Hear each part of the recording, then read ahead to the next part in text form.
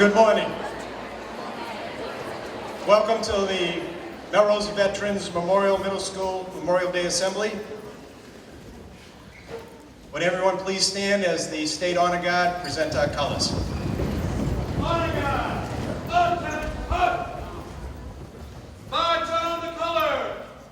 Onward, march!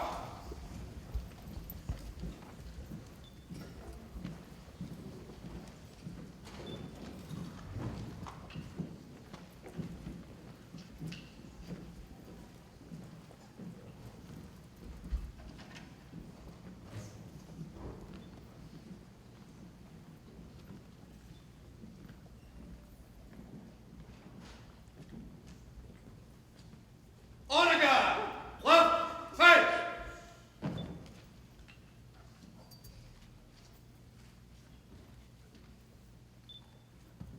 We will join in the Pledge of Allegiance to the flag, which will be followed by the singing of the national anthem.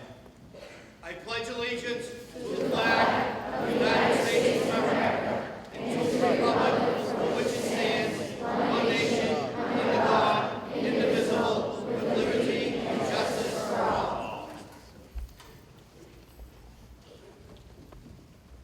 Now it gives me great pleasure to introduce Evynand and Emma from 7A and 7B, who will sing the national anthem.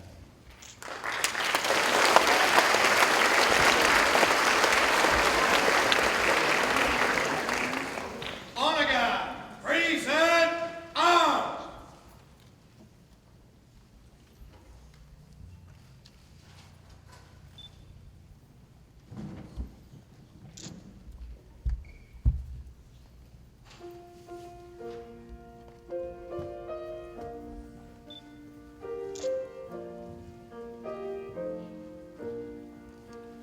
Oh, say, can you see by the dawn's early light what so proudly we hailed at the twilight's last gleaming, whose broad stripes and bright stars through the perilous fight o'er the ramparts we watched were so gallantly streaming, and the rockets were clear, the bombs bursting in air gave proof through the night that our flag was still there.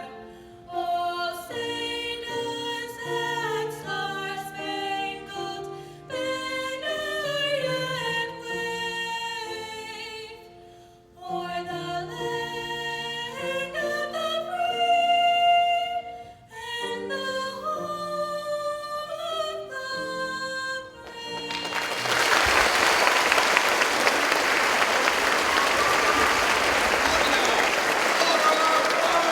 Remain standing until the flag has left the stage. Honor Guard, right face! Onward, march!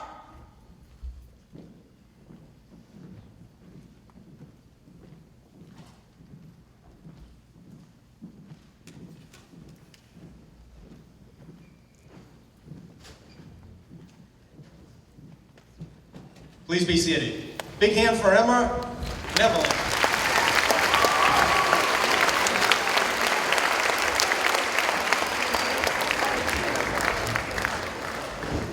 The Melrose Veterans Memorial Middle School Band, conducted by Mr. Rapucci, will play a patriotic trilogy.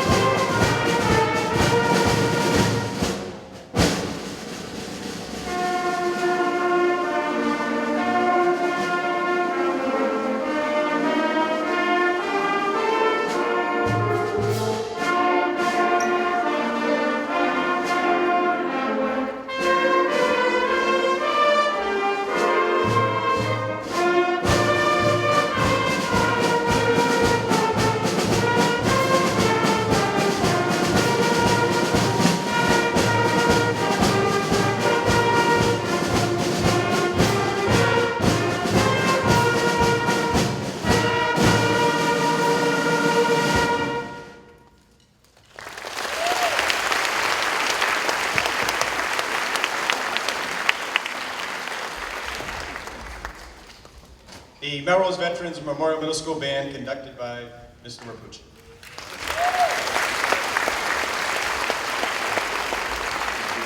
United States Senator Elizabeth Warren could not be with us this morning, but she sent us a message directly to us, wishing us a happy Memorial Day Assembly. Let's watch that clip of Elizabeth Warren. Thank you so much to Ryan McLean and to Melrose Middle School for inviting me to join you today. I wish I could be there in person, but we're going to have to settle for this video. You know, when I was growing up, Memorial Day was a really big holiday in our family. I was the little sister of 3 older brothers, and when I was 3, my oldest brother, Don Reed, left for the military. He was 19.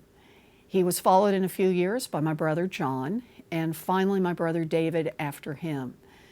Don Reed served 288 combat missions in Vietnam.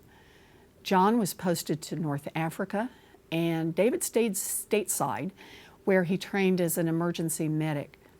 You know, we were always so proud of them, proud and always aware of what military commitment really means. I grew up with my mother always watching for the mail. When a letter came from one of the boys, she was extra sunny. She would read it and reread it, then call my Aunt Max or my grandmother to read it again over the phone. On letter day, she always met my father at the door with, "We got a letter today." She'd tell him and she'd be smiling. And he never had to ask who sent it. Her face said it all. I remember how much I missed my brothers when they were away and how excited I was when they came home to visit. It was a really big deal. I think when you grow up in a family with someone in the service and you're lucky enough to see everyone come home safely, Memorial Day has a very special meaning. You understand what others have lost, and you honor even more the sacrifice and the service of those who fight for our country and all those who love them. I'm proud of my brothers, and I honor the courage, the dedication, and the sacrifice of all our service members and their families on Memorial Day. I also want to give a special shout out to a few students at Melrose Middle School who went above and beyond in supporting and celebrating veterans, those who lived and those who have fallen, for Operation Thank You trip to Washington, D.C. So, to Colleen Driscoll, Rachel Fracasso, Daniela Furtado, Tegan Ingalls, Taylor Norton, Gianna Palladino, Jenna Santos, Zelda Stewart, and Maria Tremontosi. Thank you for all your hard work and your dedication. I'm really proud of you. You did good. So, thank you again for asking me to join you in celebrating and honoring our service members, our veterans, and their families. Happy Memorial Day. Senator Elizabeth Warren. Next, the Melrose Veterans Memorial Middle School Select Chorus under the direction of Ms. Piper will sing a patriotic salute. Please welcome the Select Chorus.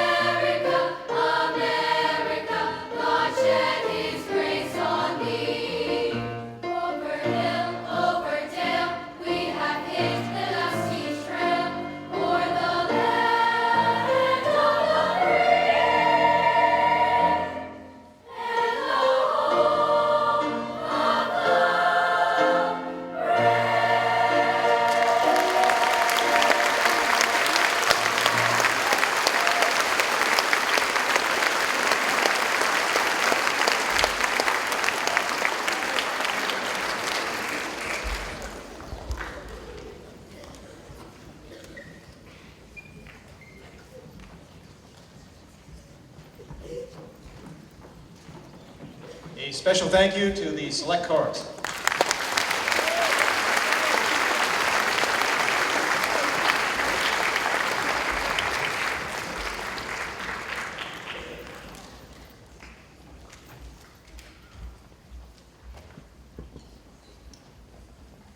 It now gives me great pleasure to introduce Michael Walsh from Team 8B, who will deliver his student message. Michael?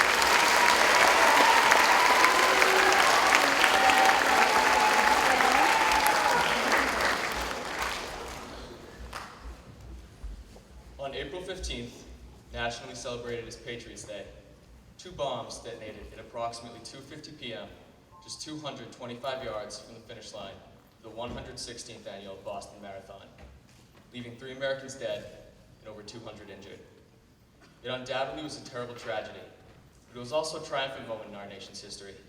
Immediately after the explosions occurred, not only the police forces, but your ordinary men and women responded to the situation and ran right in the midst of the chaos to aid their fellow citizens. These actions show the strength of our country and the courage of these individuals. It shows that Boston's strong. The motto taken up after the marathon was actually in place well before the attack. It may not have been spoken, but Boston Strong has always existed. However, Boston is not the only city this 2-word phrase applies to. Our own city of Melrose has always been strong, whether it's dealing with a devastating event such as the marathon, or more local issues such as MVMMS's very own Project Thank You fundraising. Whatever the situation, Melrose rises to the challenge. But what gives Americans the strength to stand up and fight? Who do we have to thank for giving us our strong will? You can find no better answer to these questions than the brave men and women sitting behind me. They set a standard for the United States citizen, to be as brave, courageous, and strong-willed as themselves. They know the dangers they must face during service, but they have the strength to carry on and fight for our freedom and liberties.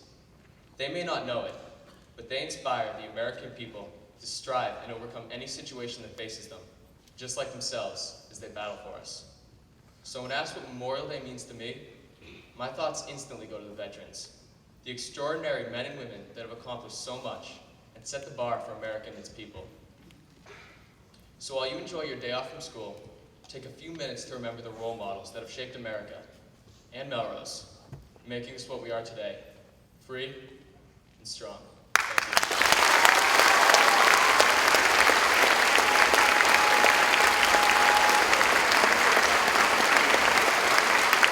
Thank you. Thank you, Michael Walsh. It gives me great pleasure to introduce the Sheriff of Middlesex County, Sheriff Peter Koutoujian. Please welcome him to our school.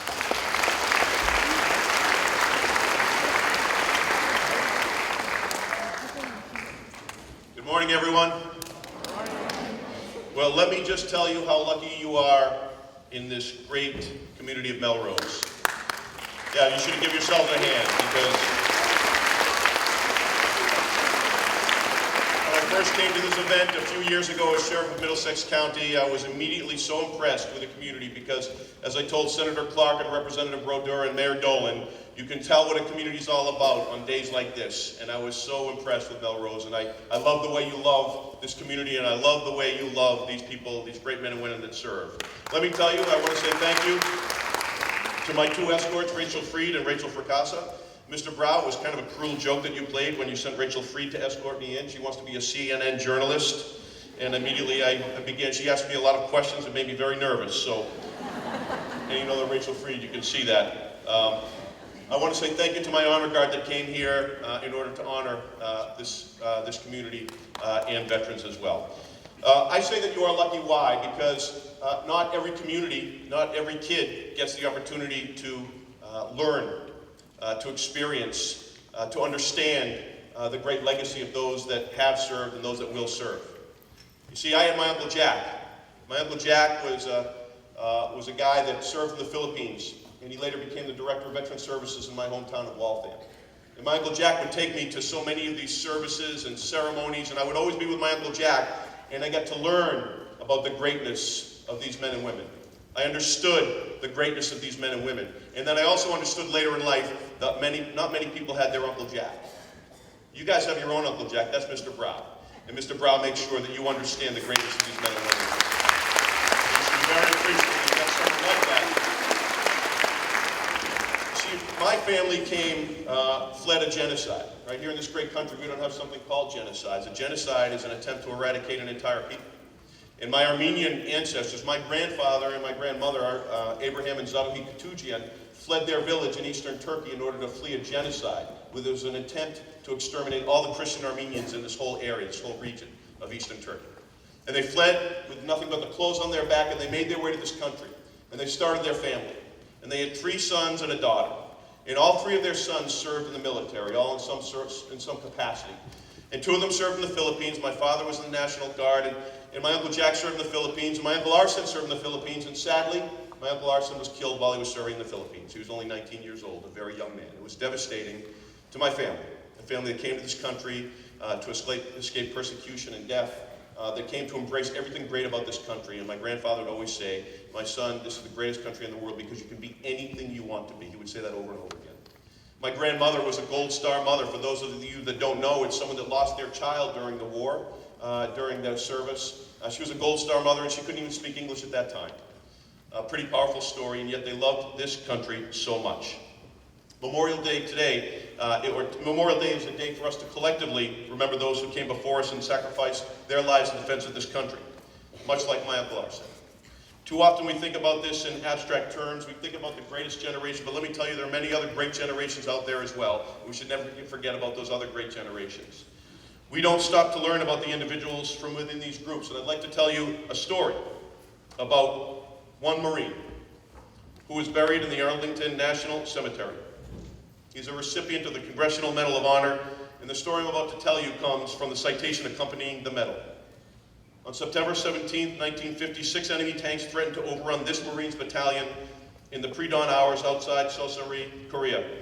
Acting to save his fellow Marines, he grabbed his bazooka and he destroyed the first tank, and then he engaged other oncoming tanks, giving his fellow Marines enough time to respond and to be safe. Then on September 20th, in another pre-dawn attack, this very same Marine raced into action when tanks attempted to assault the battalion command post. Using a rocket launcher, he destroyed one tank. While firing upon a second enemy tank, he was fatally wounded.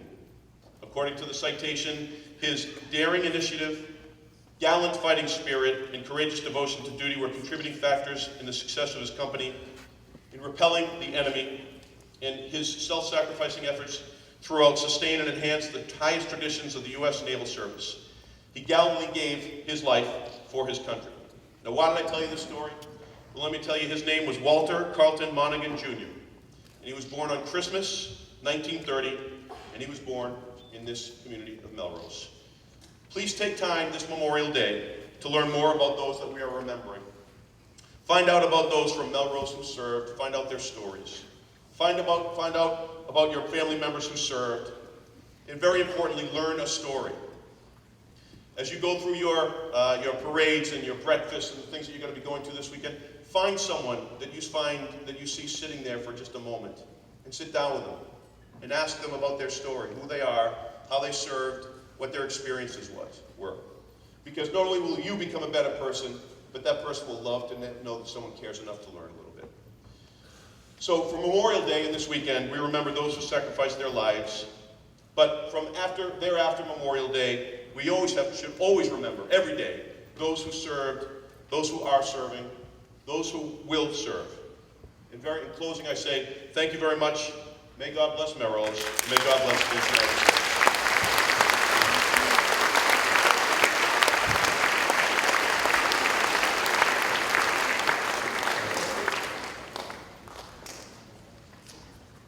Thank you, Sheriff Peter Koutoujian.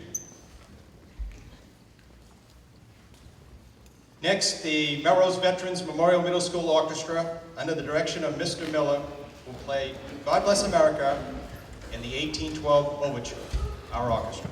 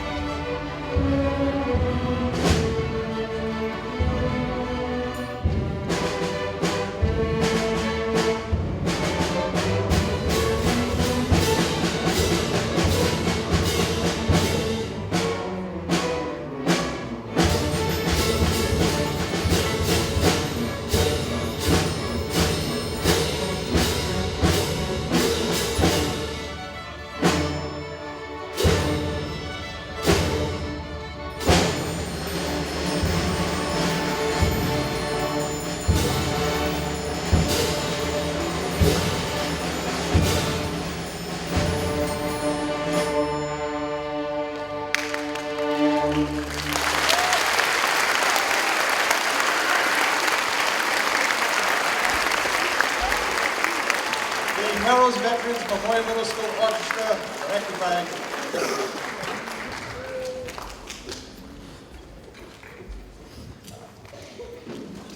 Gives me great pleasure to introduce Victoria Crovo from Team 8C, who will deliver her student message. Victoria.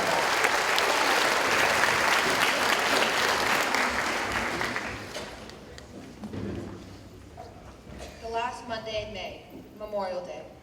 This day should be a time of peace and a time of respect. We all should take time out of our busy schedule this coming Monday to appreciate what we have.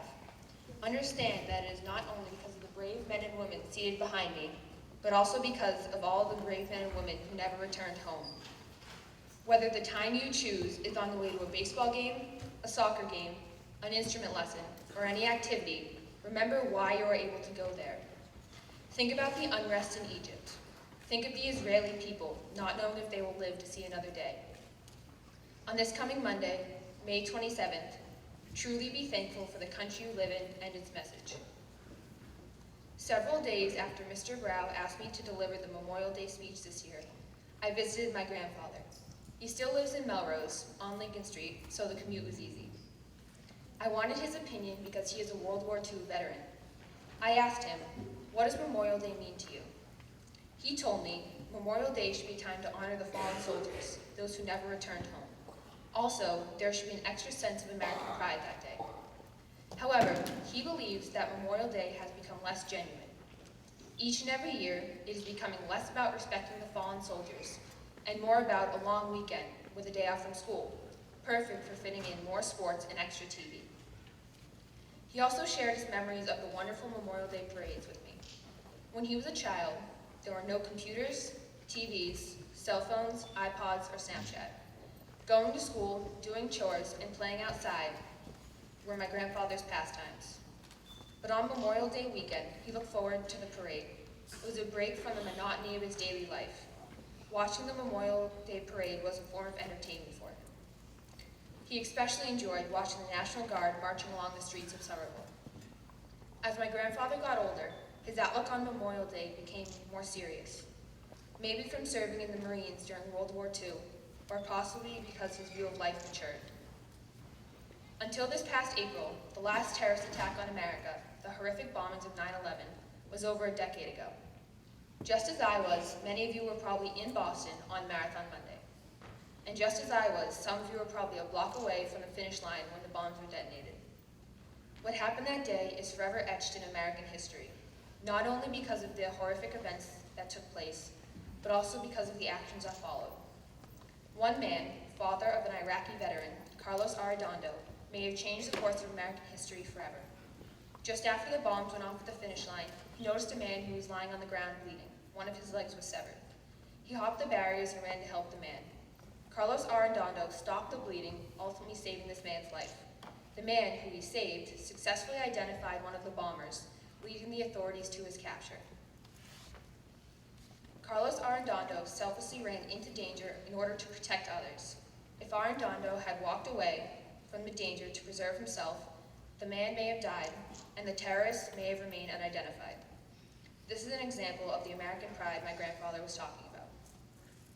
America, often referred to as the greatest country in the world, responds in times of crisis and bonds together stronger than ever before. Then, after a couple months, or even years in some cases, we lose that greatness and we lose that strength. The bond disappears, that willingness to help a neighbor vanishes, and many people revert to being caught up in themselves. I believe this is what my grandfather was hinting towards. During crisis, we forget about ourselves. We want to do everything we can to help a neighbor and a friend.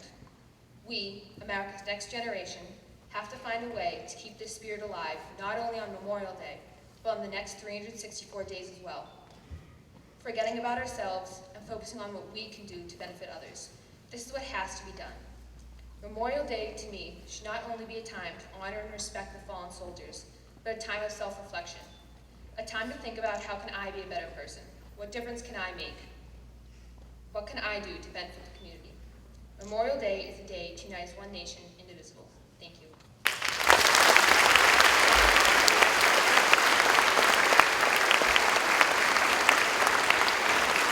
Thank you, Victoria.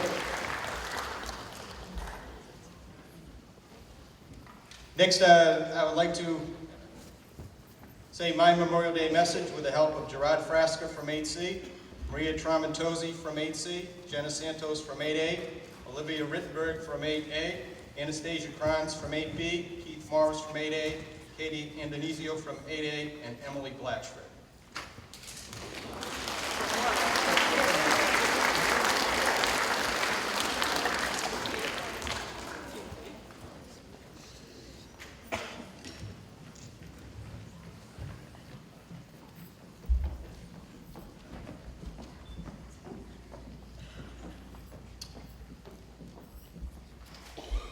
Good morning. As we sit in this auditorium this morning, I ask you to think about Memorial Day and the things you've learned in this school. Think about all the skills you have developed. You have learned a great deal in all your classes, and you will continue to learn more and more every day. In your history classes, you will learn that over 1 million Americans have died in United States wars since the American Revolution started in Lexington and Concord, right here in Massachusetts, in 1775. These were great and honorable sacrifices. I ask you to think about all of them. Our country was founded when Americans fought in the American Revolutionary War from 1775 to 1781. In the Revolutionary War, 4,435 Americans were killed. Yankee Doodle went to towns like Melrose and Needham. American patriots fought for liberty and freedom. There came General Washington upon a snow-white charger. He looked as big as all outdoors and thought that he was larger. Americans fought Great Britain again in the War of 1812. In that war, 2,260 Americans were killed. And the rocket's red glare, the bombs bursting in air, gave proof through the night that our flag was still there. Oh, say does that star-spangled banner yet wave o'er the land of the free and the home of the brave? Americans fought in the Mexican War from 1846 to 1848. 13,283 Americans lost their lives in that war. From the halls of Montezuma to the shores of Tripoli, we will fight our country's battles in the air, on land, and sea. First we fight for rights and freedom, and to keep our honor clean. We are proud to claim the title of United States Marines. American families from the northern states and the southern states fought one another in the Civil War. The fatalities were devastating. 364,511 Union soldiers lost their lives, and 258,000 Confederate soldiers died. That's nearly 623,000 American fatalities in the horrible war between the states.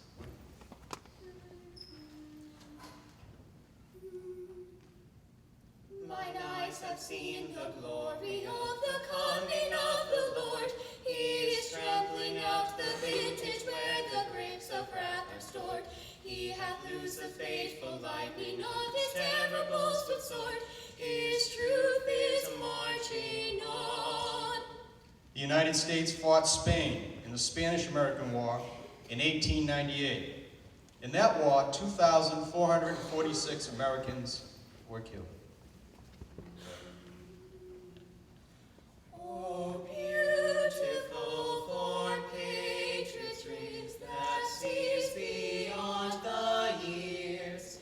Thine alabaster cities gleam, undimmed by human tears. America, America, God shed his grace on thee, and crown thy good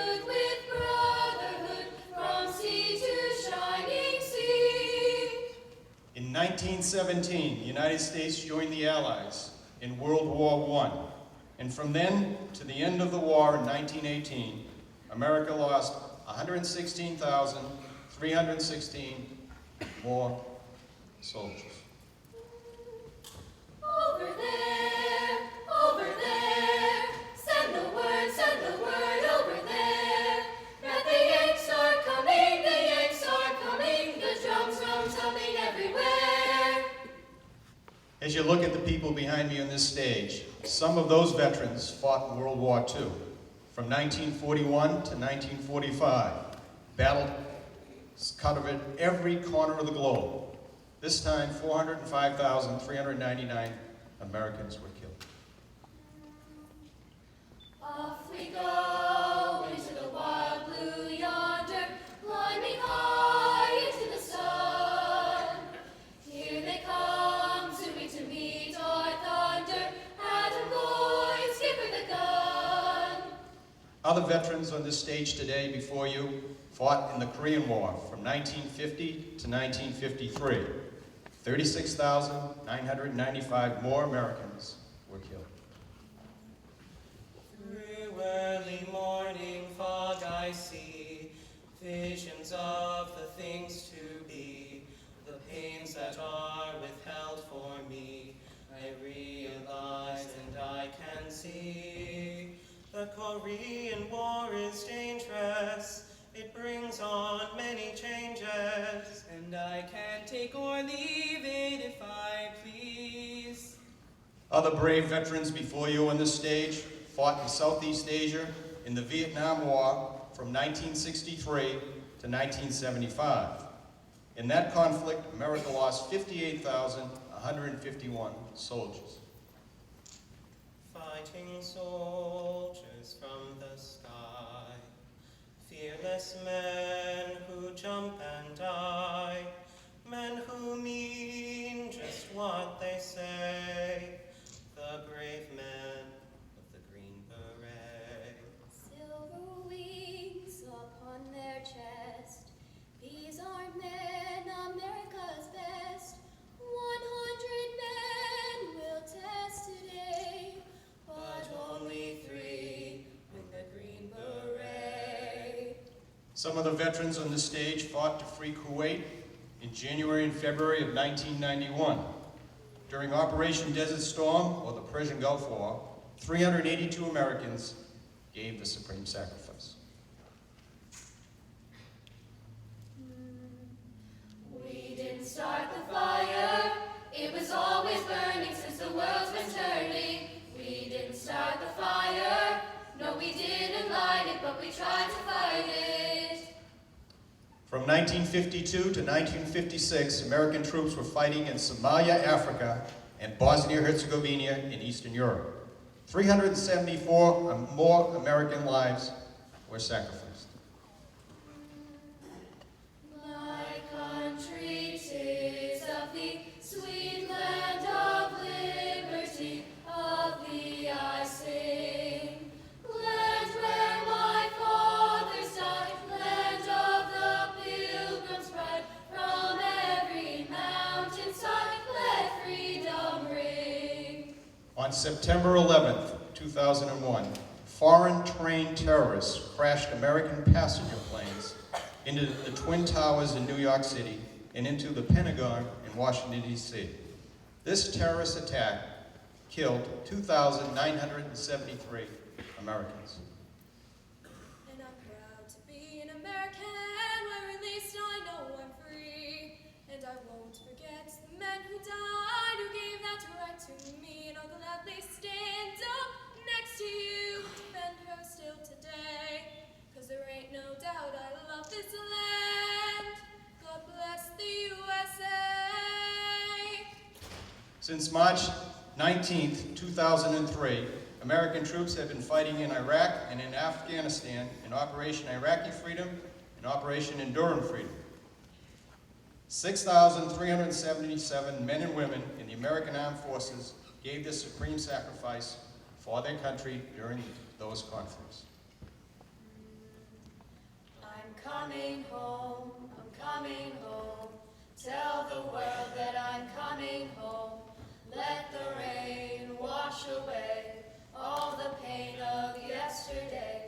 know my kingdom awaits, and they've forgiven my mistakes. I'm coming home, I'm coming home.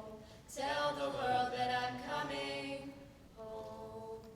As Michael and Victoria stated, and as everyone in this auditorium knows well, on April 15th of this year, on Patriots' Day, the Boston Marathon was interrupted by a terrorist attack.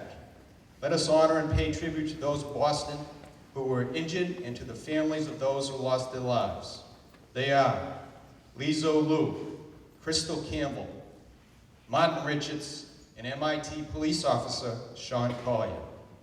As President Barack Obama stated, the terrorists failed because the people of Boston refused to be intimidated.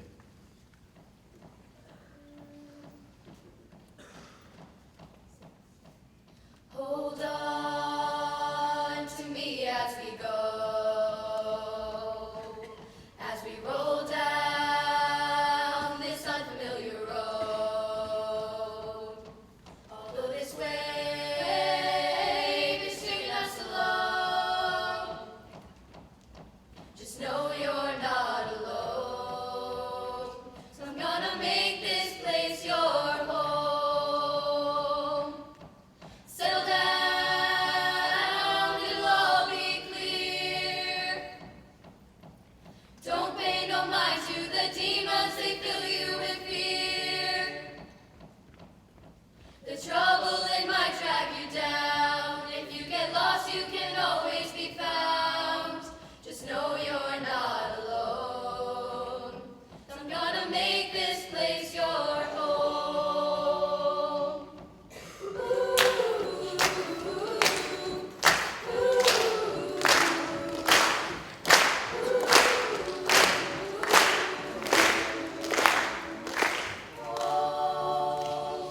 During the Memorial Day weekend, I ask you to set some time aside to remember and think about all the men and women who've made sacrifices for our freedom.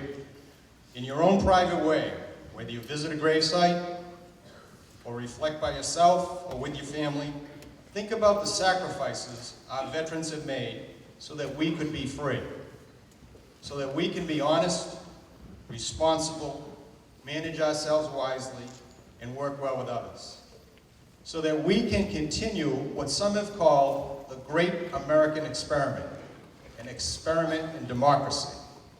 It is the commitment of all Americans and the sacrifices of true American patriots that ensure that this experiment continues. Thank you.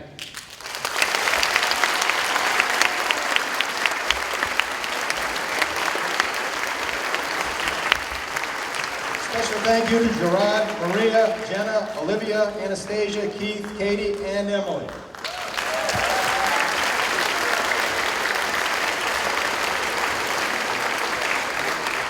At this time, Michael Walsh and Victoria will come forward.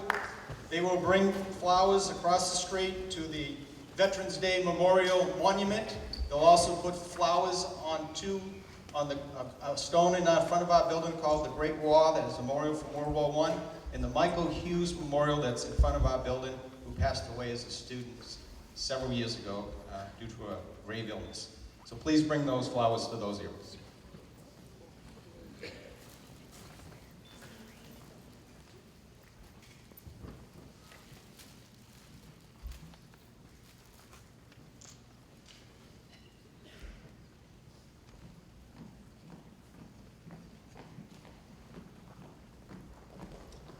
Thank you.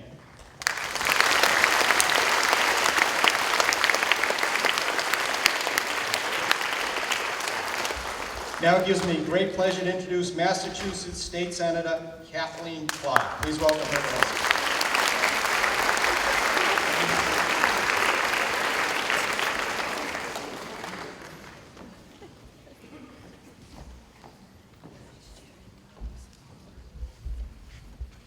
Good morning.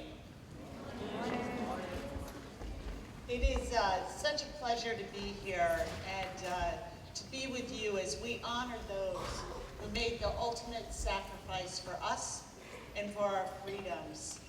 Yesterday at the State House, we had a Memorial Day service, and I got to meet the younger sister of a soldier who died 9 years ago in Iraq. And she said, every day it gets a little easier, but we're never going to forget. And that's what all of you are sending that message today. When you come and you're all dressed so nicely and you've rehearsed your music, and Michael and Victoria, you have wonderful words of wisdom and inspiration to share with us. It's the way we honor those that we've lost. And we remember those who lost their loved ones, the families, the friends, the fellow service members. They are heroes too, and they deserve our support. And when I look out on all of you, I think of all the children who've lost a parent. In our two most recent wars in Iraq and Afghanistan, thousands of children your age across this country who bear this loss every day. And for the veterans who are with us today, thank you for your service. And I know that the weight of the loss you carry is particularly heavy. So on Memorial Day, as many of the speakers have already mentioned, we think about what does it mean and how can we actually live our lives to honor and to remember. And I am so proud of the students here because you already understand it at a young age. We think of it in terms of these public events, but not every city has an event like this. And you are a key part of it. As I drive by the flags at El Pond, I know how many of you helped place those. And the students here today with Operation Thank You Club, who just traveled to DC to honor our Vietnam War veterans and allow them to view those monuments. You worked hard to raise the money to ensure that the veterans themselves got a chance to see in person how this nation honors their service. That's leadership, that's respect, that's honoring those who gave everything they had for us. When we think of that, we also think of recent events in Boston, and we saw the very best in our community, in our city, in the aftermath of the marathon, when in the face of terror, people ran towards the destruction to aid the victims. Like those first responders, our fallen heroes have lived the words of Eleanor Roosevelt. We must do what we think we cannot. And we all share a responsibility to show our veterans how much we appreciate and value their service, not just on this occasion and Memorial Day, but every day. And that means providing them and their families with the services, benefits, and support they need and deserve. Massachusetts leads the nation in providing for our veterans, but we can always do better.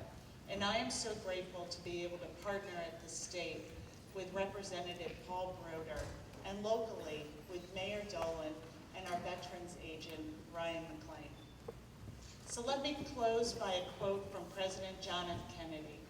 As we express our gratitude, we must never forget that the highest appreciation is not to utter words, but to live by them. That's what all of you are doing here today, and I am deeply honored to be here with you. God bless Melrose and the United States.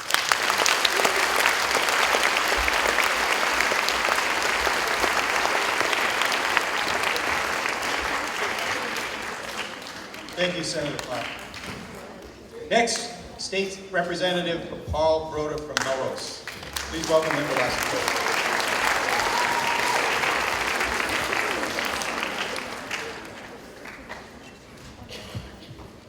Good morning, everybody.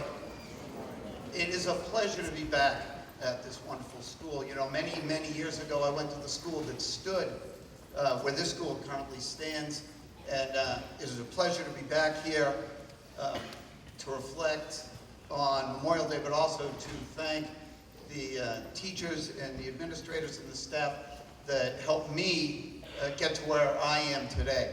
The only difference is I now have to wear glasses to read the things that I try to read.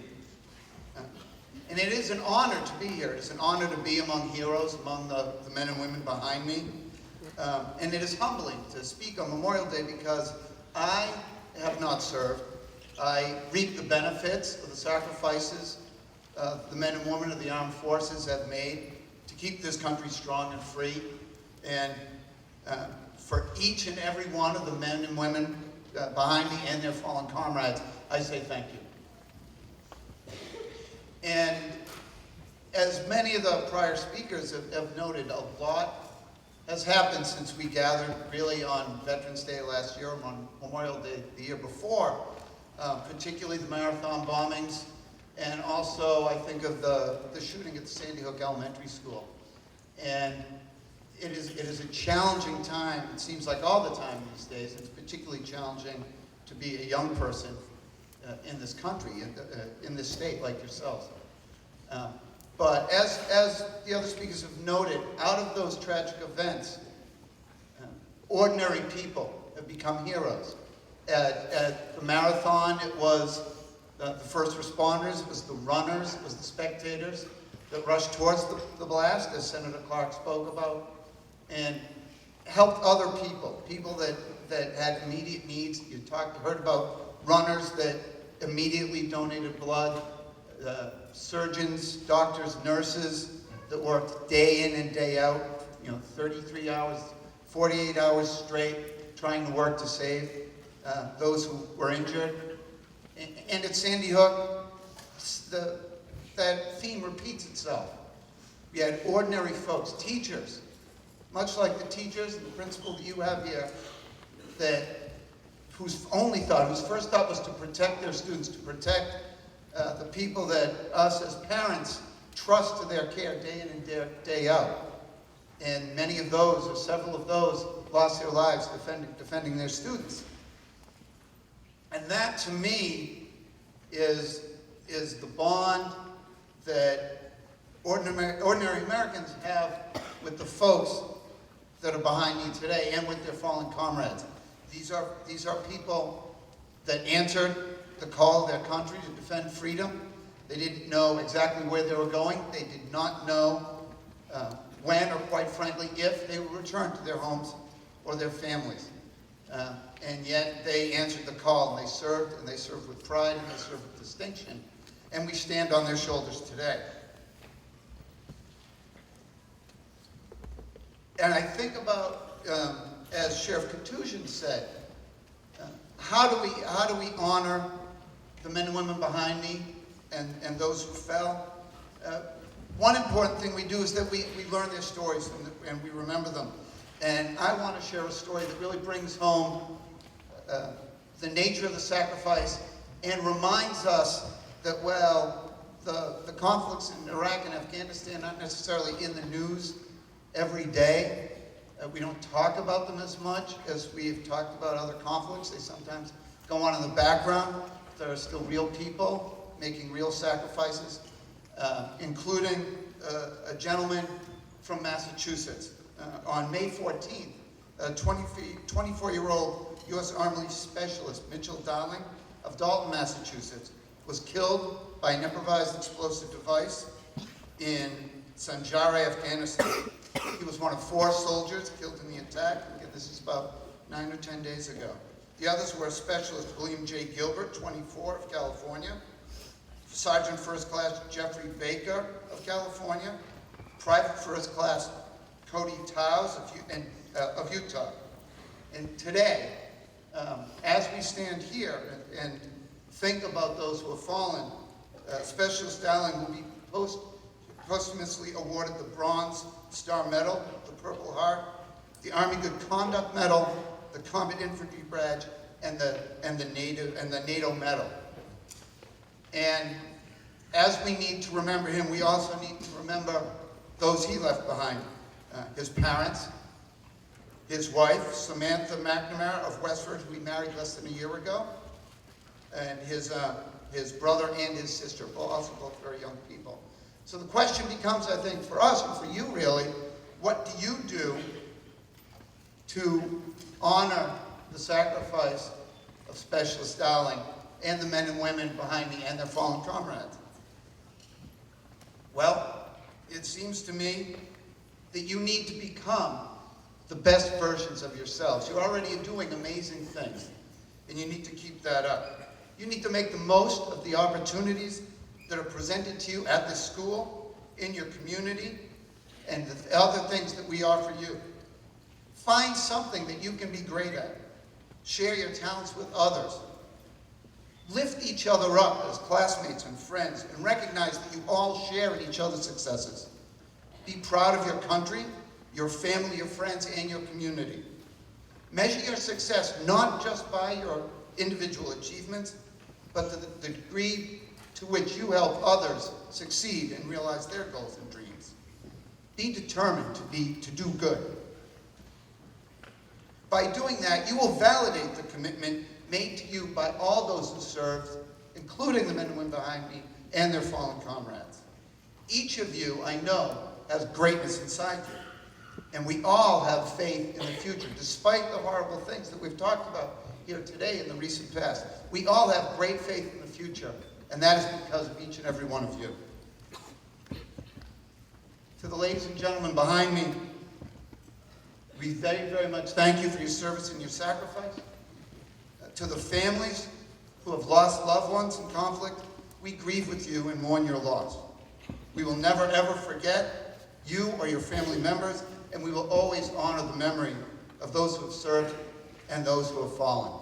Thank you very much for sharing your faith.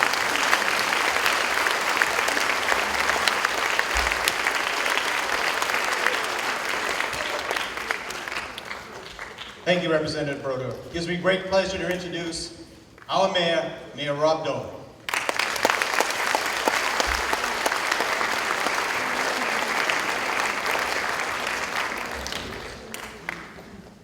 Here for Mr. Brown. This is one of the greatest assemblies and something we all look forward to every year. And it wasn't for Mr. Brown, we wouldn't have done it.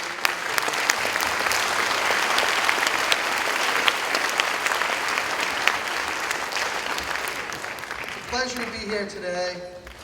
President Kennedy said, "Let every nation know, whether it wishes us well or ill, that we shall pay any price, bear any burden, meet any hardship, support any friend, oppose any foe, to assure the survival and success of liberty." The youngest president in our history, on his inauguration day, made that covenant to the world that we still hold firm today. Some of the most important words ever said in American history. A young president who fought Hitler in Japan, came home to serve his nation. Behind us today are those that served in World War II, but also those that carried out that covenant to the world. The only country in existence in all mankind not to conquer, not to take land or pillage, but to send their young men and women to war for liberty of people they don't even know.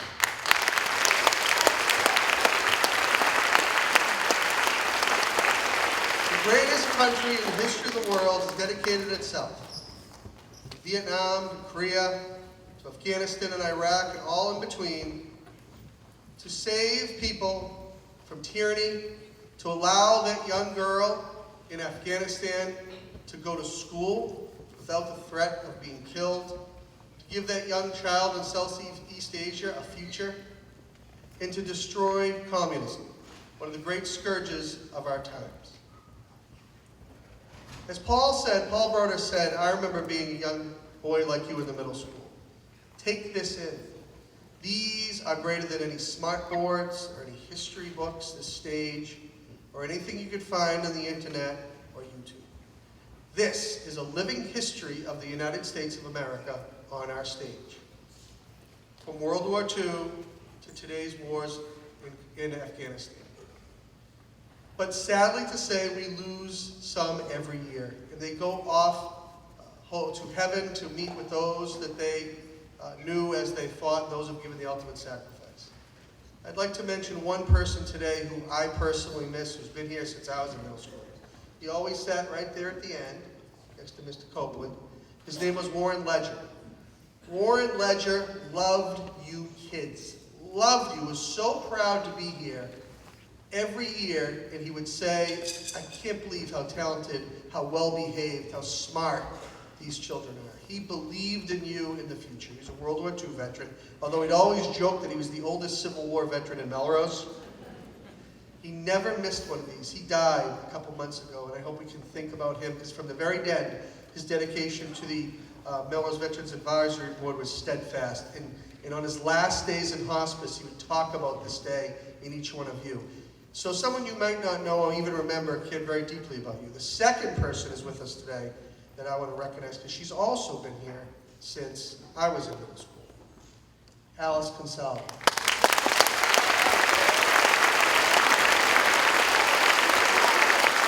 Alice is going to be 100 years old.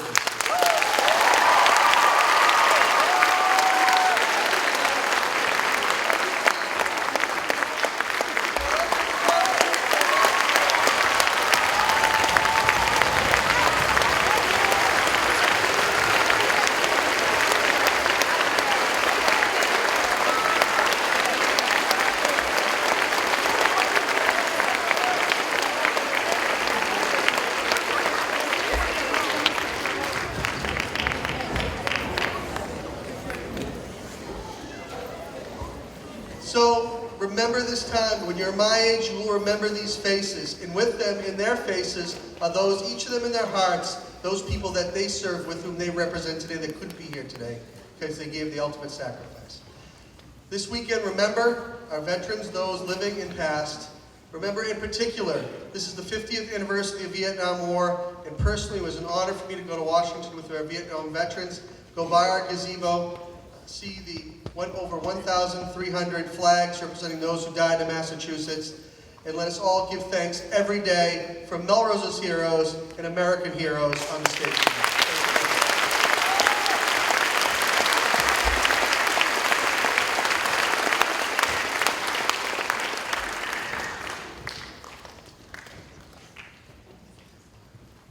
As the mayor said, there are some living history right behind you, and I'd like to introduce who our very special guests are today. Save your applause to the very end, and I'll ask you to give them a Melrose Veterans Memorial Middle School welcome to our school. On stage today are Tom Adamak, Navy, Vietnam War; Lorna Allen, Air Force, active duty; Ralph Archibald, Navy, World War II; Kenny Bernard, Army, active duty; John Bernardi, Air Force, Korean and Vietnam; Alan Burke, Army, Vietnam; John Bruno Sr., father of Mr. Bruno, Army, Vietnam; Michael Burke, Army, active duty; Russell Burke, Navy, World War II; Michael Casella, Navy, Vietnam; Phil Chaplin, Army, World War II; Dorothy Chiappini, Army wife; Keith Childress, Army, active duty; Bernard Chikata, Navy, World War II; Richard Collis, Army, Korean War; Walter Camo, Navy, Vietnam; Alice Gonzalez, 99 years old, Ladies Auxiliary, past president; Will Copeland, Navy, World War II; James Crowley, Army;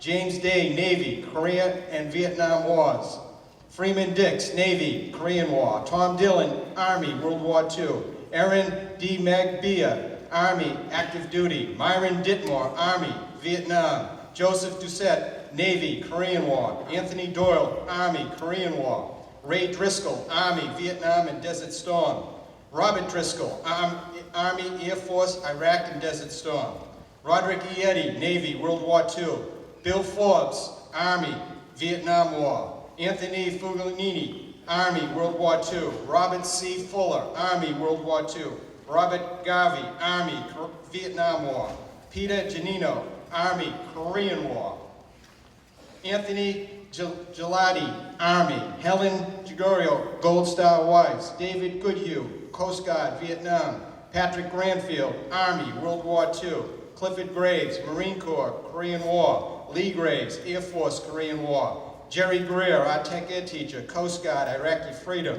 James Gruey, Navy, Vietnam War; Carl Giffey, Navy, Korean War; Lester Haddock, Navy, World War II; Robert Harrison, Army, Vietnam; Harold Hayes, Marines, Korean War; Dan Hornberger, Army, Vietnam War. Alan Hughes, Army, active duty. Dan Johns, Air Force. Donald Johnson, Navy, World War II. James Keane, Navy, Vietnam. Jim Kelly, Air Force, Korean War. Ed Kirby, Air Force, Vietnam War. Glenn Cruz, Army, Vietnam. Philip Kokura, Army, Korean War. Chester Coons, Navy, Cold War. Joe Leary, Army, World War II. Joseph F. Lovett, Army, Korean War. Donald McKenzie, Air Force, Vietnam War. James Mann, Army, Gulf War. Michael Marcello, Army, Desert Storm in Iraq. Arthur McCarty, Navy, Air Force, World War II and Vietnam War. Robert Martins, Navy, Cold War. David Martorelli, Army Medic Corps, Vietnam. Roger Mascarillo, Marines, Vietnam War. David Matthews, Army, active duty. David McCall, our Tech Ed Director, Army, Vietnam. Thomas McCarthy, retired teacher, Army, Vietnam War. Chris McCool, Air Force, active duty. Katie McCool, Air Force, active duty. Charles McGuire, Army, Korean War. Paul McKnight, our 8th grade teacher, Army National Guard, peacetime. James Medeiros, Army, active duty. John Miglerini, Navy, World War II. Robert Mercer, Air Force, Korean War. Kristen Messer, Air Force, active reserves. Carl Mockler, Coast Guard, Vietnam War. Carl Moore, Army, active duty. Charles Murdoch, Army, World War II. Mike Macedo, Air Force, Vietnam. Gerard Peavy, Navy, Vietnam. Robert Peters, Army, Korean War, Gold Star Commander. Peter Pistorino, Army, Korean War. Andrew Praviti, Army, Korean War. Mary Rosati, Silver Star Mother. Robert Rosati, Army, Cold War. Paul Rossi, Marines, Vietnam. Paul Russell, Marines, Vietnam. Mark Samuelson, Army, Iraqi Freedom. Robert Sargent, Army, active duty. Doug Shuggleman, Air Force, Vietnam era. Robert Chimini, Air Force, World War II. Mark Singelman, Army, Iraqi War. Irvin Smallins, Army, World War II. George Stampolopoulos, Air Force, Korean War. John Stanley, Marines, World War II. Brett Stoker, Army, Vietnam. Joe Sullivan, Army, Korean War. Frank Tambini, Navy, Korean War. John Tompkins, Army, Vietnam. Will Tracy, Army, Korean War. Peter Trinini, Air Force, Vietnam. Ann Vetrutia, Army, active duty. Ed Vicky, Air Force and Army, World War II. John Volpe, Army, Korean War. Kevin Walsh, Army, active duty. John Webster, Air Force, Vietnam. Gary Westgate, Army, active duty. Richard Wilson, Army, active duty. And Adam Long, Air Force. Welcome these veterans to our school.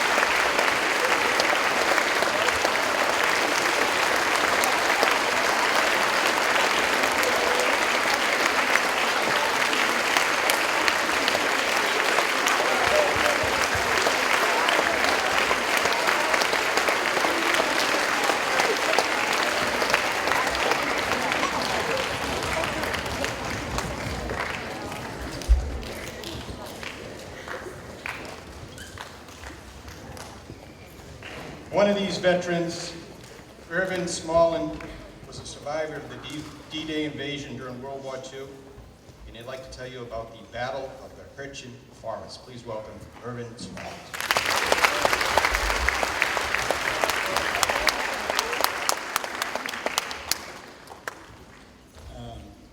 I wasn't going to talk about this initially, but when I heard Principal Brown mention and enumerate the number of soldiers and other servicemen who were killed during World War II, I thought immediately of the 37 men in my gun battery who were killed on one day, on D-Day, June 6, 1944, when their landing craft hit a mine in the water and blew up. And 23 of their bodies have never been recovered.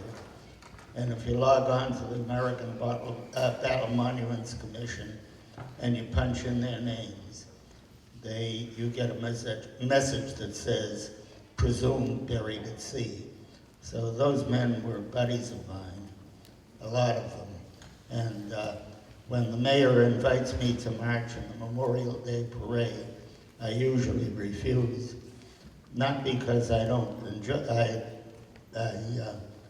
well, the reason I refuse is I prefer to spend that day pondering and remembering my buddies who were lost that day and later on in the war.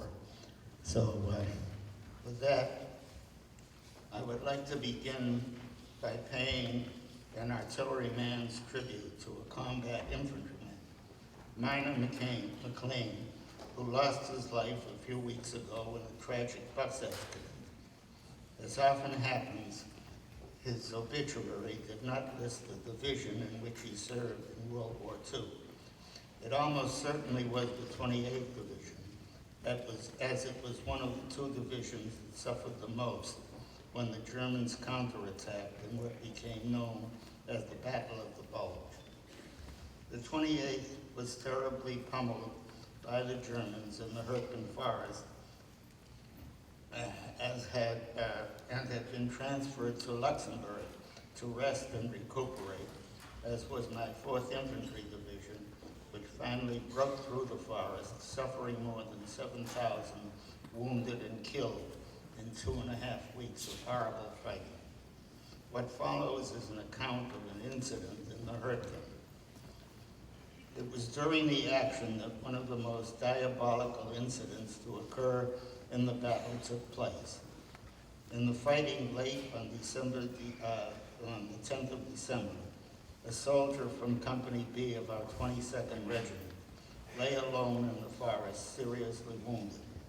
The Germans found him, took his cigarettes, his watch, rifled his pockets, and then rigged underneath him an explosive charge set to go off when anybody picked the man up.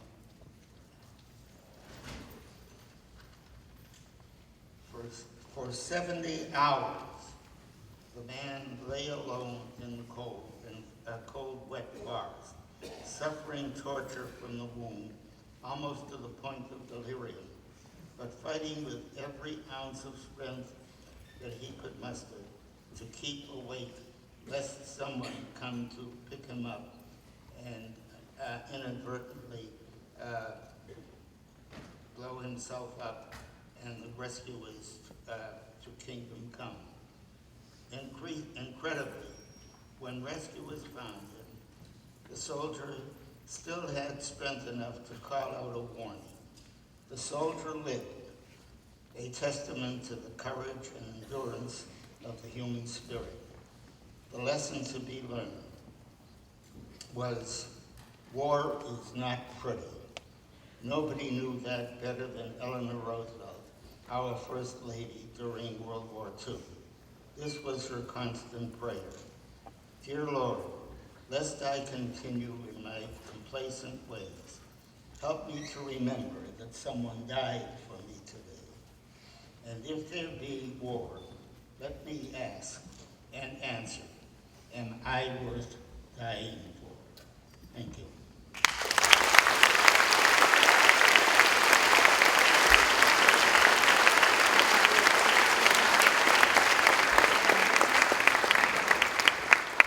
Thank you, Irvin.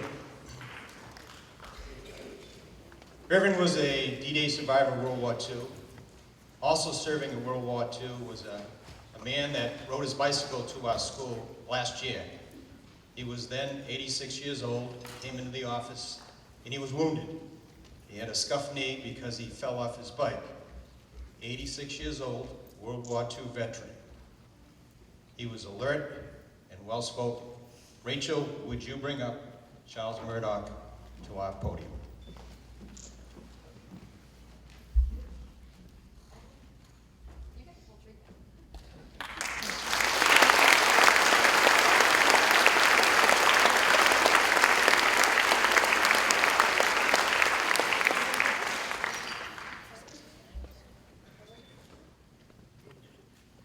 This man's 86, but he doesn't look a day over 20. Am I right? Yes. Yeah. This is a speech that Charles Murdoch wrote. From the inception of our nation, our veterans left a trail of glory spanning the walls of time. Our allegiance to our nation has carried us through trying times. From the very first Congress, reason and foresight marked our advance. All this was accomplished by faith in our country. Our main purpose is to uphold our system of government and protect our way of life on this earth. The Strategic Defense Initiative is vital to our safety. Thank you.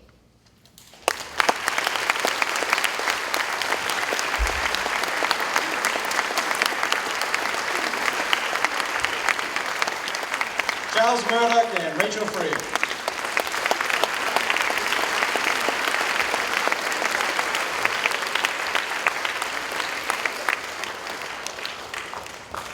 Two years ago, I stood in this platform and I challenged the Melrose Veterans Memorial Middle School body to do something for the World War II veterans.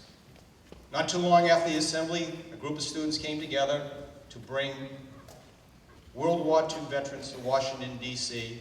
in the Melrose Veterans Memorial Middle School Operation Resolve Club. They spent their entire 8th grade year working towards that project. Last year, I made the same challenge to then the 7th graders, and I said, let's bring our Vietnam veterans to Washington, D.C. Shortly after this assembly was over last year, a group of 7th graders came forward. They formed the Melrose Veterans Memorial Middle School Operation Thank You, and a few weeks ago, they brought Vietnam veterans to this stage. I'm going to make the same challenge to the current 7th graders and 6th graders in this audience.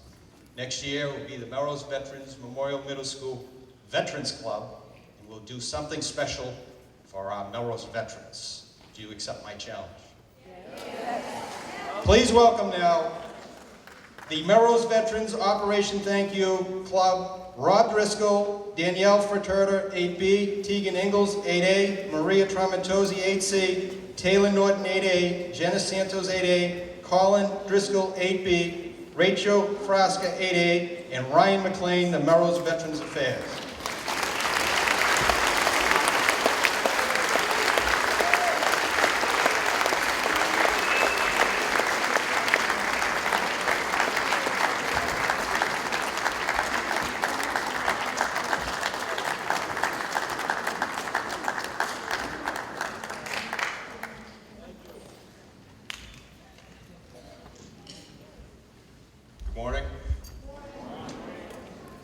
Operation Thank You was a trip to the National Vietnam Memorial in Washington, D.C. The wall is very special because everybody has a connection to it. A family member, a friend, or someone they know that's on the wall that served in that great war. This trip raised more than $6,500 thanks to the girls' efforts to send Vietnam-era veterans and veterans from Melrose to see that memorial, and many experienced it for the first time. And I think these girls deserve a round of applause.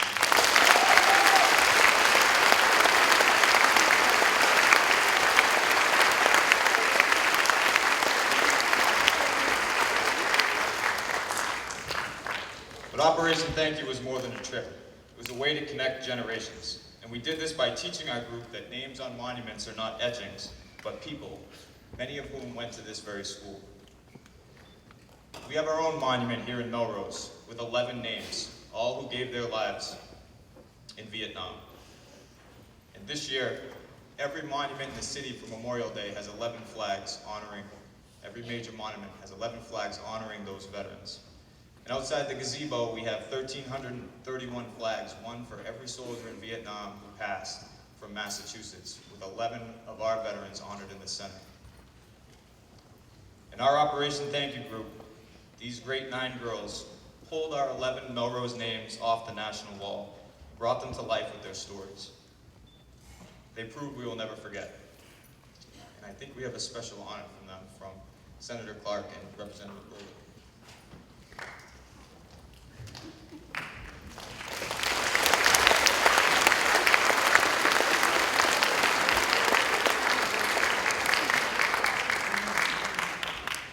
We just wanted to recognize your great work and know how much you are thought of in the Commonwealth. And so we have brought you official citations of our gratitude for all that you have done from the Massachusetts Senate and the Massachusetts House of Representatives.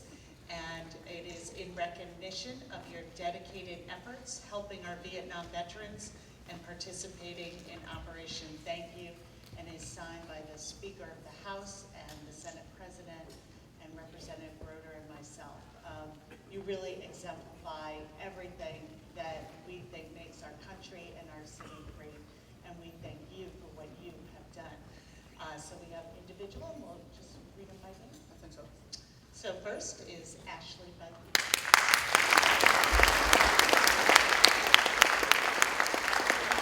Colleen Driscoll.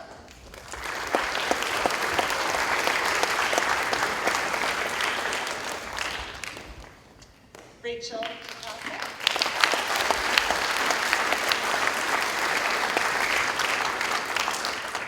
Daniela Furtado.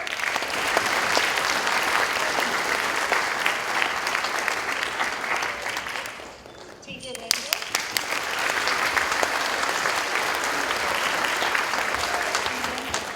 Taylor Norman.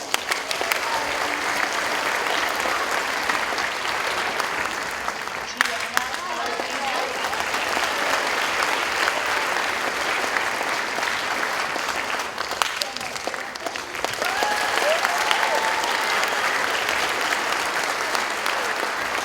Zelda Stewart.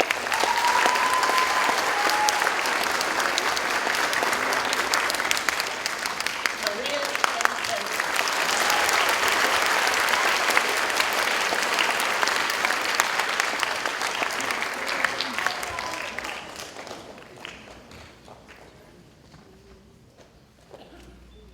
So while it's my job and my honor to represent and to take care of all of our veteran generations, this year we obviously have a special theme for our Vietnam generation. And as I've said before, and I'll say today, and I'll say again on Memorial Day, the Vietnam generation is a special one to me. They taught us, despite sometimes a lack of recognition, that if you fight hard for your benefits and you fight hard for your peers, you can get soldiers the things they deserve. And ceremonies like this that are happening all across the country prove how hard they fought to get soldiers like me recognized, and I personally want to thank them for that.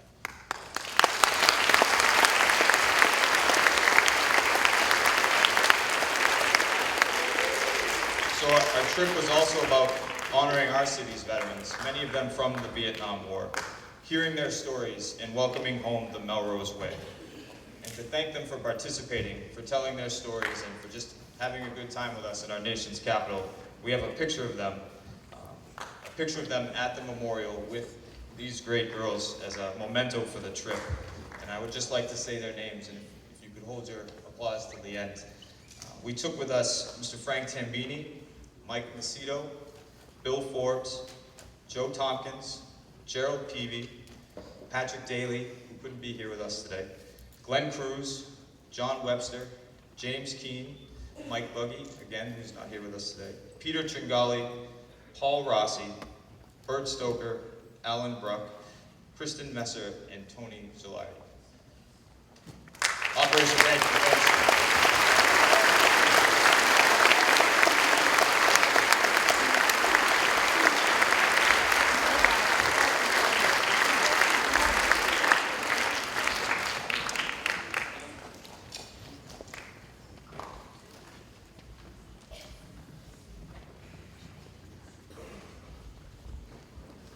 Big hand for our Vietnam veterans.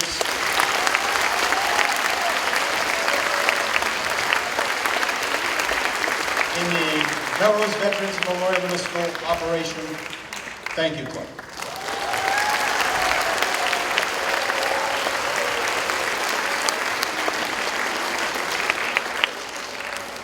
At this time, we're going to show you a very short edited clip of the Melrose Veterans Memorial Middle School Operation Thank You Club trip to Washington, D.C. a few weeks ago that have our students on board and Melrose Vietnam veterans. The clip, please.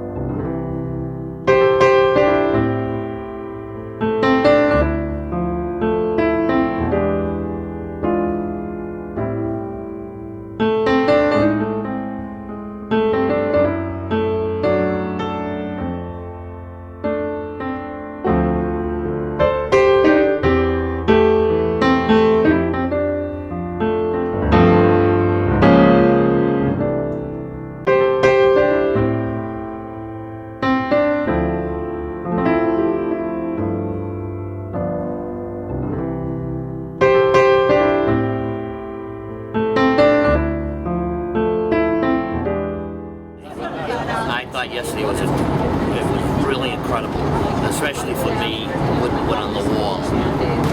It's very hard for me to describe the feelings, the emotions that I was going through. It was just really incredible.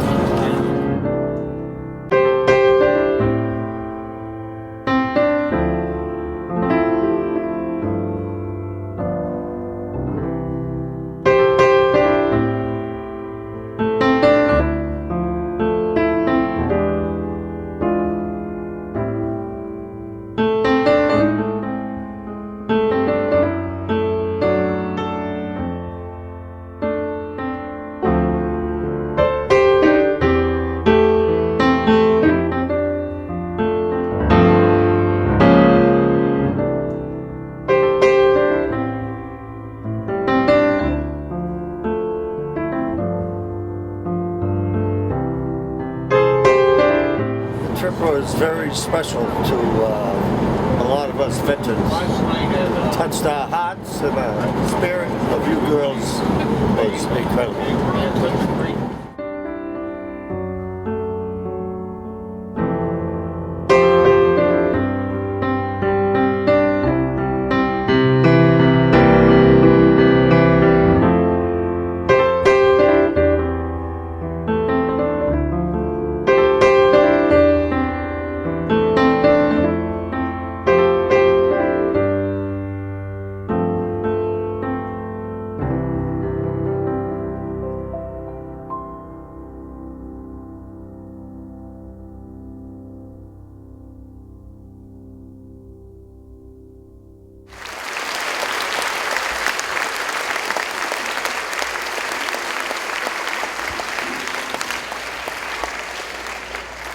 Welcome home, our Vietnam veterans.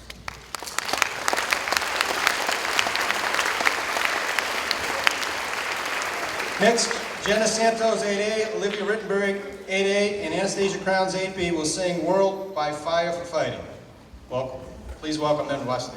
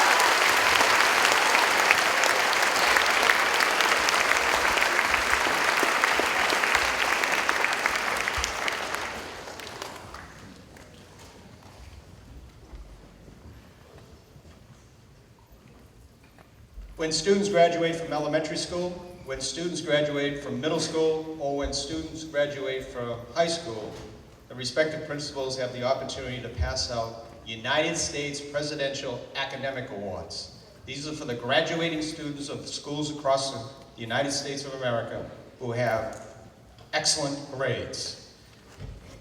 I'll ask the 8th grade students receiving these awards, when you hear your name, to leave your seat, walk towards an exit sign, come up on stage onto the piano, stop, and then you walk across this way, receive your award, and go back to your seats. Would 8A teachers, 8B teachers, and 8C teachers please stand near the piano on that side of the stage to pass out these awards as they come forward.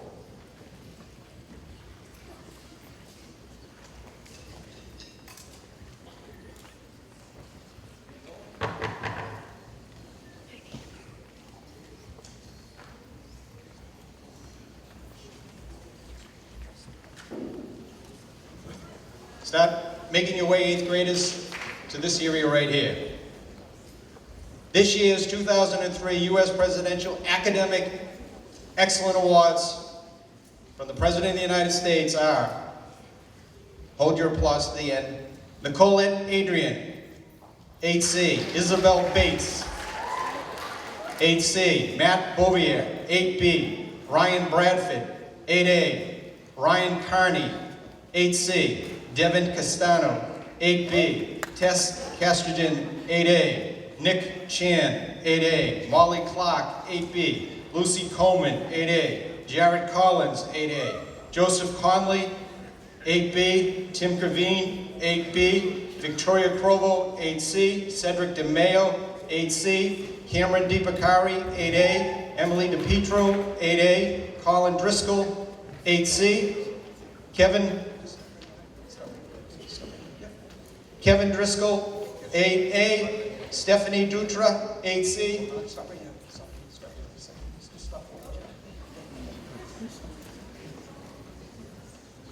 Michaela Finicos, 8B, Samantha Fazio, 8A, Isabella Federico, 8A, Rachel Frasco, 8A, Gerard Frasca, 8C, Maya Hamburg, 8A, Craig Hirsch, 8A, Tegan Ingalls, 8A, Shannon Jones, 8A, Luke Corella, 8B, Tess Lepper, 8A, Andrew McGuire, 8C, Gabrielle McDonald, 8C, Julia McLaughlin, 8C, Rose Mayer, 8C, Chloe Melville, 8C, Ann Morrison, 8B, Devin Mullett, 8C, Courtney Murphy, 8C, Yvonne Nagasa, 8B, Taylor Norton, 8A, Matt O'Teary, 8C, Isaiah Paco, 8A, Cam Pfeiffer, 8C, Rachel Pfeiffer, 8C, Michael Ronayne, 8B, Alva Ron, 8A, Alicia Ross, 8C, Lily Russell, 8A, Jacob Rossett, 8A, Olivia Sampson, 8C, Jenna Santos, 8A, Jacqueline Swartz, 8C, Maria Swartz, 8B, Elizabeth Sherman, 8A, Nat Shue, 8C, Samantha Sweet, 8B, Tron Vu, 8C, Ethan Wise, 8B, Patrick Whalen, 8C, Jacob Yaversky, 8B, and Olivia Zabatas, 8C. U.S. Presidential Academic Awards.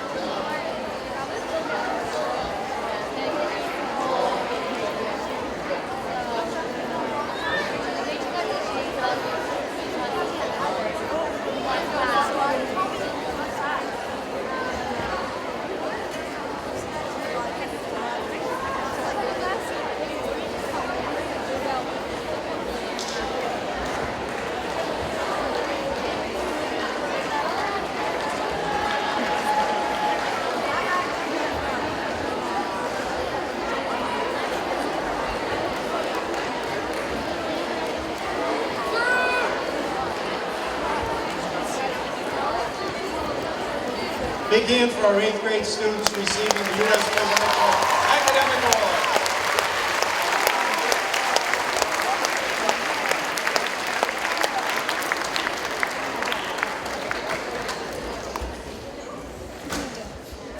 I recall when me and Rob Dolan was in Melrose Junior High School, and when Paul Broder was also a student at junior high school, they both remember their phys ed teacher, Mr. Cliff Somerville.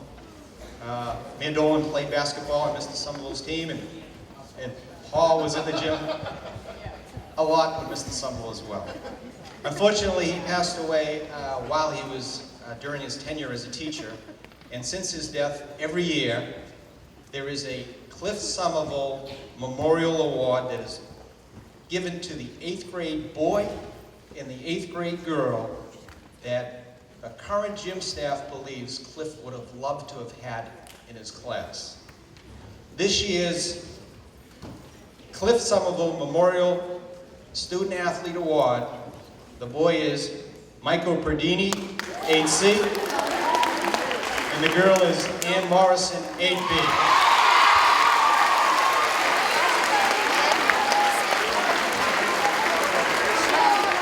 Come down the same way and get your awards, please.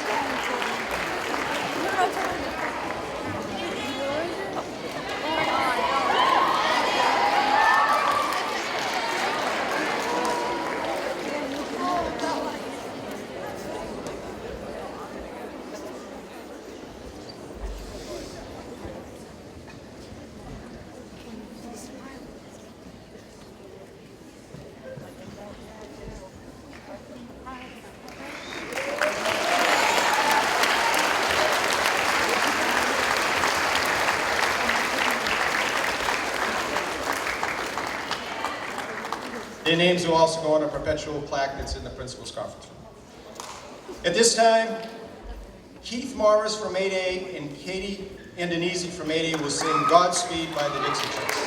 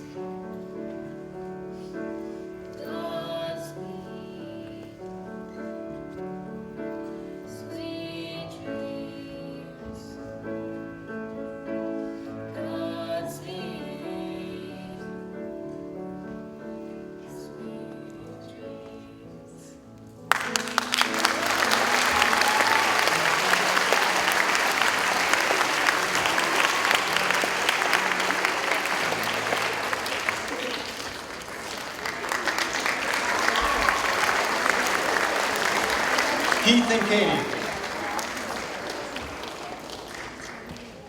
At the conclusion of every Memorial Day assembly, we stand, pause, and reflect in your own private ways. We will do that now as Adam Cook, 8C, and Peter Wise, after that moment of silence, will play the last bugle blown taps at our Memorial Day assembly. So please rise for a moment of silence.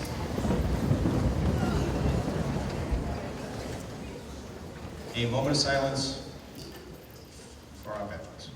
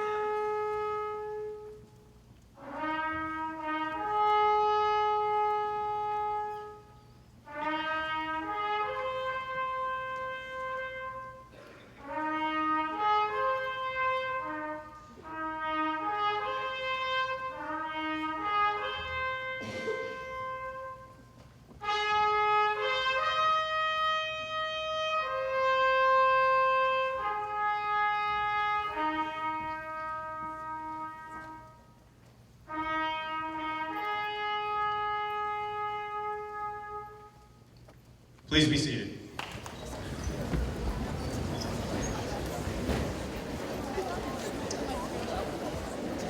The Melrose Veterans Memorial Middle School Band, conducted by Mr. Koutoujian, will play the recessional March of the Armed Forces as our invited guests leave the stage. This time, 8th grade escorts, please make your way down to this side of the podium to help our guests off stage. This concludes our Memorial Day Assembly. Please remain seated until our guests are off stage. Thank you.